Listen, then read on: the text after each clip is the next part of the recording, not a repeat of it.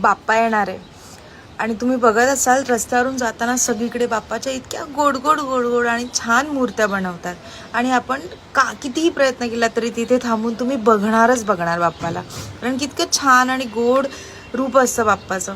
पण मला एक कंप्लेंट आहे आणि एक रिक्वेस्ट आहे सगळ्या त्या कलाकारांना, जे खरं इतकी त्यांच्यामध्ये कला आहे आणि इतके सुंदर बाप्पाच्या मूर्त्या बनवल्या जातात, डेडिकेशन, आणि खरंच ही कला आहे आणि हे हे हे गॉड गिफ्टेड असतं.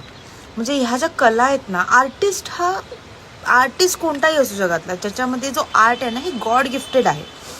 पण ह्या जितके पण कलाकार आहेत ना, मूर्ती बनवणारे शिल्पकार आहेत, त्यांच्याकडे एक छोटी कंप्लेंट आहे की बाप्पाला बाप्पा राहू द्या ना.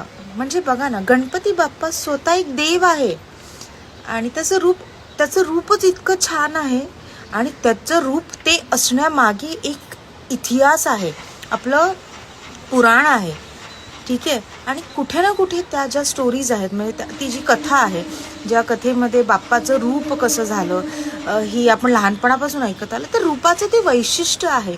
तर बाप्पाला बाप्पा राहू द्या, त्याला कोणत्या तरी दुसऱ्या देवामध्ये ढाळण्याचा प्रयत्न नका करू, कारण की सगळे देव आपापल्या ठिकाणी त्यांचं वैशिष्ट्य पण आहे आणि त्यांचं महत्त्व पण आहे.